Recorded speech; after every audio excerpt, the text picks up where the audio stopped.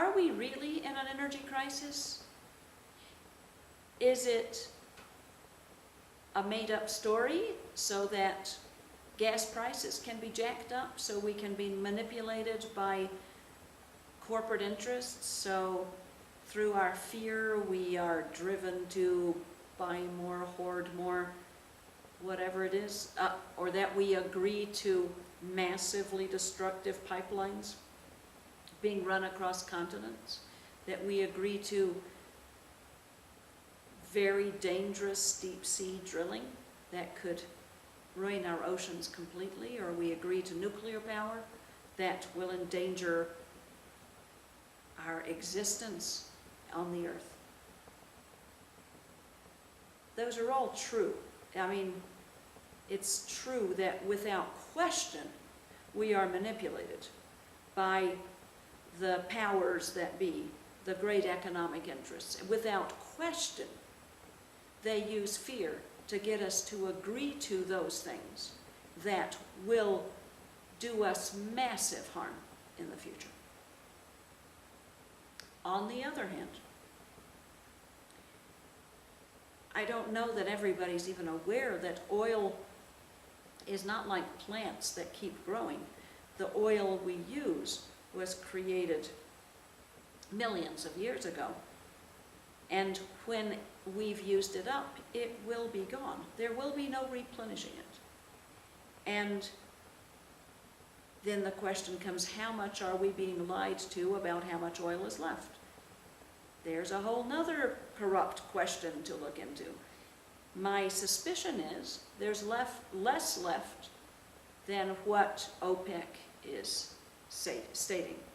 Because if they said there was less, then they couldn't sell as much right now. And making a buck right now is always the priority. So, without question, we will run out.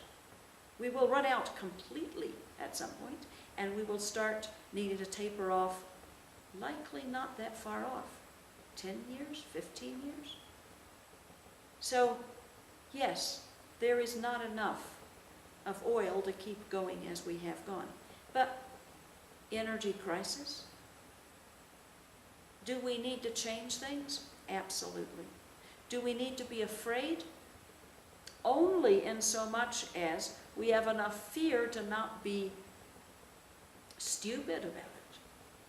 That our fear would wake us up to go, we need to do something now. We actually needed to do something 40 years ago.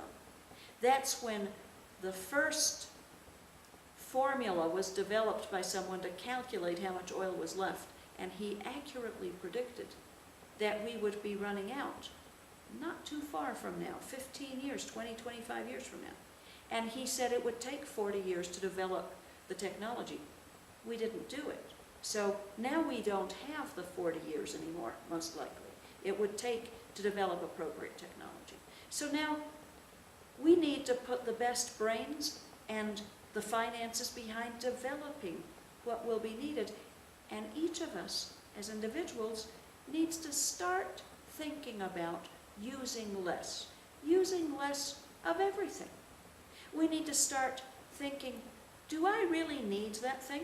Or did I really use that thing completely? Did I waste it? Could I live without this thing? Could I use the old one longer?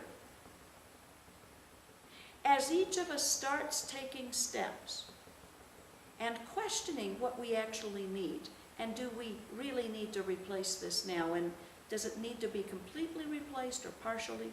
Can we get something used? Can we recycle the ones we have? Can we find joy in using less, in consuming less? The same joy that has been taught us by a consumerist society to find only in consuming more and more and more and more. Can we reverse that one and start finding the joy in not consuming?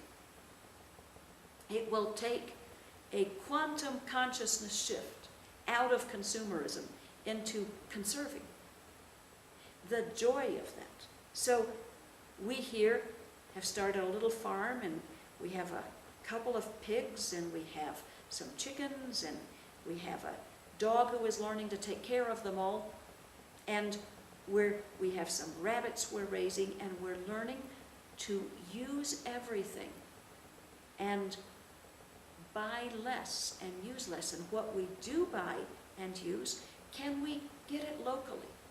Can we find someone in our community that makes that or has that? Can we have a good, warm human interaction and exchange over them having what we need and we having what they need? Can we start finding the joy in living locally, using less, buying and producing locally, and us all cooperating as villages that work together to bring greater meaning through less consumption and more conscious consumption? Can we have excellent organic and homegrown foods, and maybe less of the new accoutrements that we actually didn't need at all? Can we have cleaner and more conscious energies in our house? Can we start using more alternatives of every kind? Can we grow in learning those things and let go of the extras we actually didn't need? Can we really find the joy in conservation as we used to find the joy in consumption? Then the real energy crisis will be changed, because that is the energy of consumerism, has been certainly in crisis, turning it into conservation and putting everything that's needed into clean technologies and sustainable energies and sustainable growing practices and sustainable communities and sustainable relationships and a sustainable spiritual life that carries us through it all and nourishes us from the inside. Sustainable spiritual communities in which people are committed to speak truth and live in integrity and honor each other and come to know their God in a deep and real and whole way.